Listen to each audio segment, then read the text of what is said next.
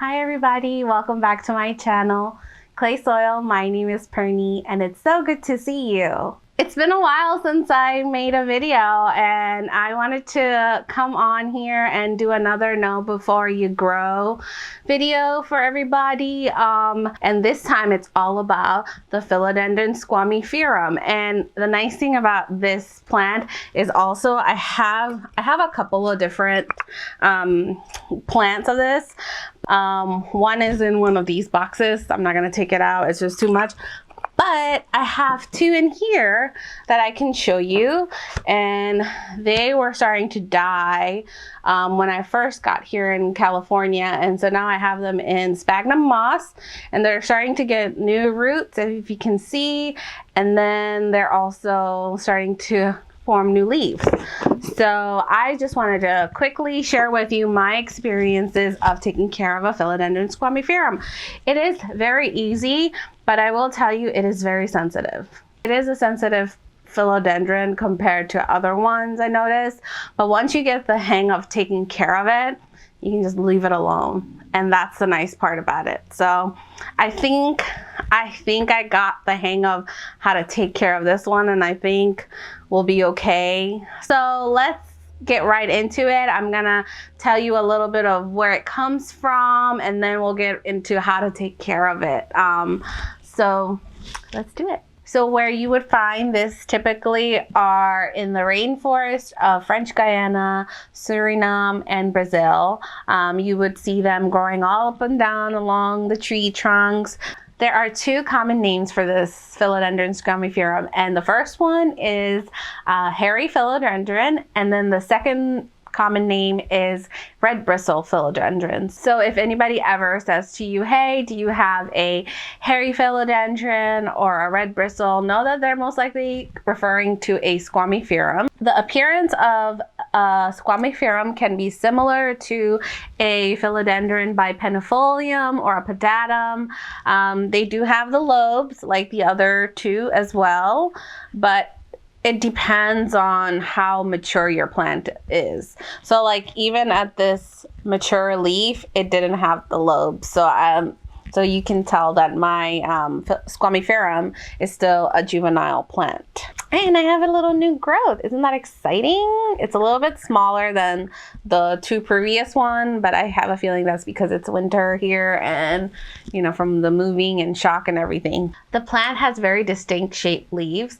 Depending on its maturity, it could have 5 or more lobes. So the leaves are bright green at the top, and then they are like a lighter gray green on the back. The glossy leaves can grow anywhere from 12 to 18 inches long, and then it also has these tiny bristles along the stem that give it a distinct look. That way you know it's a Squamiferum. This is a philodendron that has a moderate growth rate. It is an aroid epiphyte, and for those of you who are new to the plant world, an epiphyte is a plant that grows all along a tree.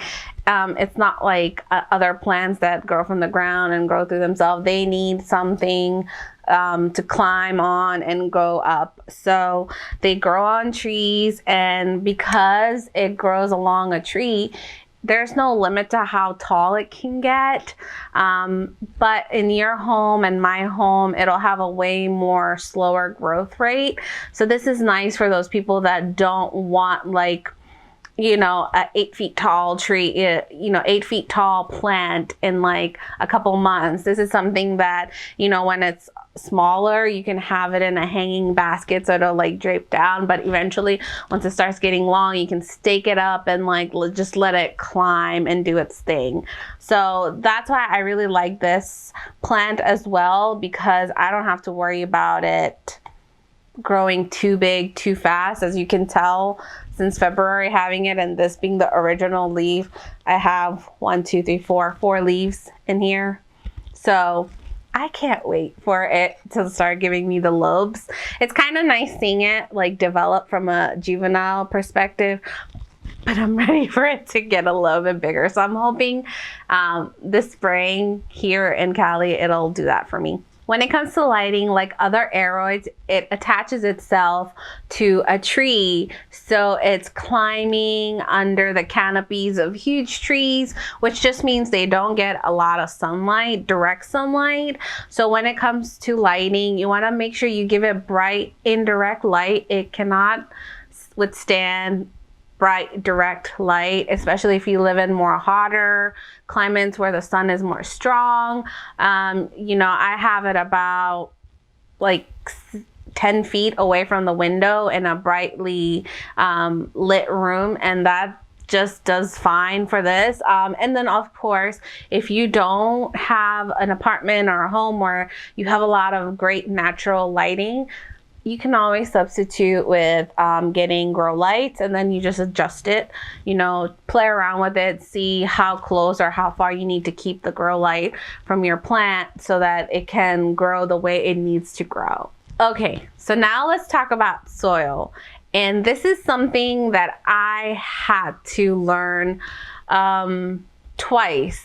It's very odd. Okay, so like I thought I had very well draining soil back in Virginia where it's 7B, zone 7B, and here I believe it's zone 10B where I live.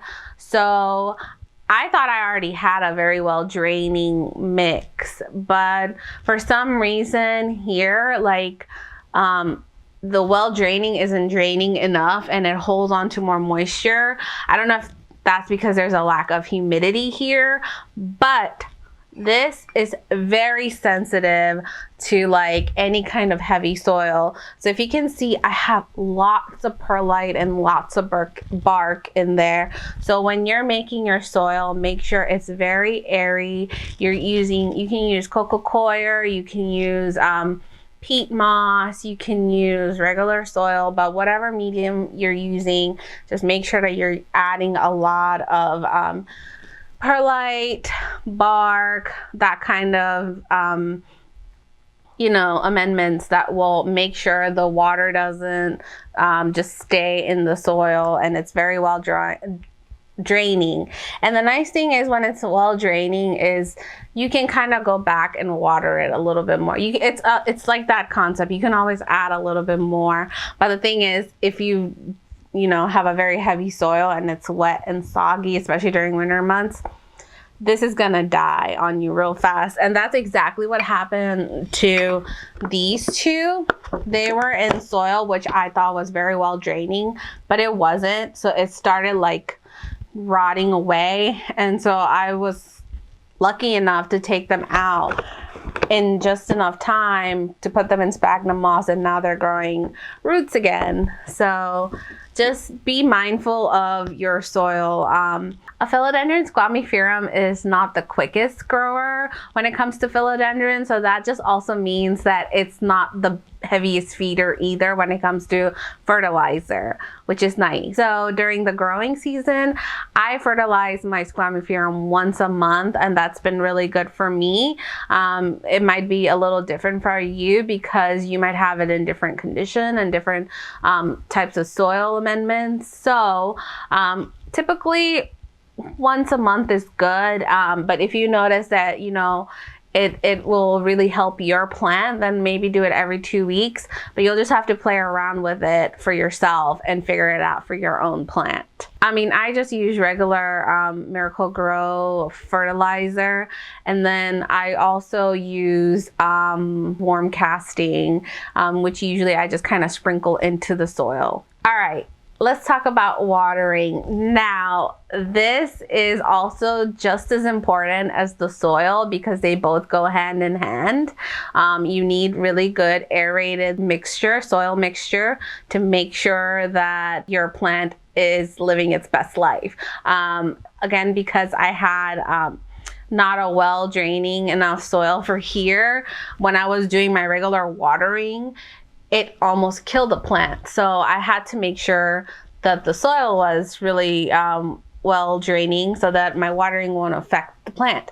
And especially here, now that it's winter, I'm watering this maybe every 2 weeks, and it's fine. It's not doing anything to the plant because it's not really growing right now. I know there's many philodendrons that don't like to be overwatered, and this is definitely one of those that are sensitive to overwatering. So this is a plant that you want to make sure you let it dry out in between watering. Sometimes I even wait until it looks really droopy, and then it bounces back up within a day after getting watered.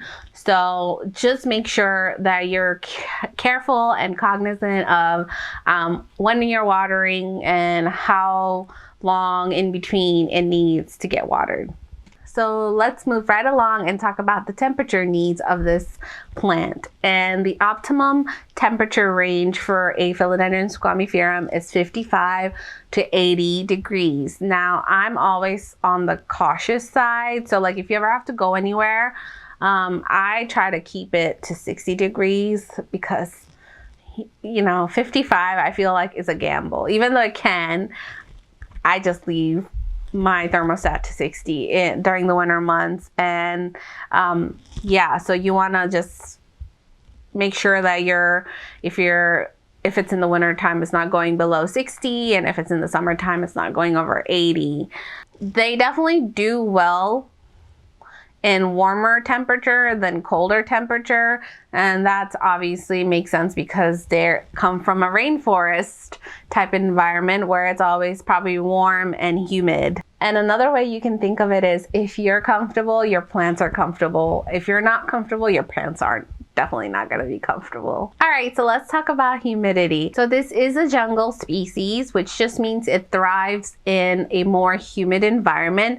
But the nice thing about this plant is that it does do really well in an environment where there's not a lot of humid, like my bedroom, where I'm not giving it currently any external humidity from my humidifiers. My room fluctuates anywhere from 45 to 50% humidity. If I was to say, I would say don't let it be in a room that's less than 40% humidity. And so that just means for those of you who live in a colder climate right now, colder than me or Virginia, you definitely will need to use a humidifier to make sure it survives the winter and thrives. And of course, the higher the humidity level, the more it'll grow and give you leaves and be happy.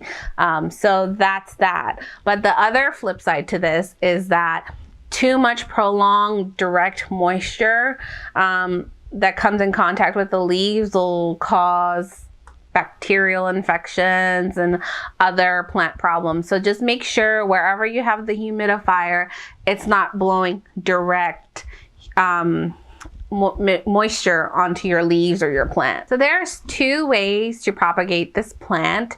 And one is via seed, which I've never done because my plant hasn't given me any seeds yet. But the other way that I did propagate this original plant, this original stem, to like 3-4 different plants is stem cutting. And it's very easy. It's just like any other philodendron. You find a note, you snip it, you stick it in sphagnum moss, or you can stick it in soil, and then you just let it grow and do its thing. So I prefer propagating in sphagnum moss. And if you haven't seen my sphagnum moss propagation video, you can just go back to my channel and look at it.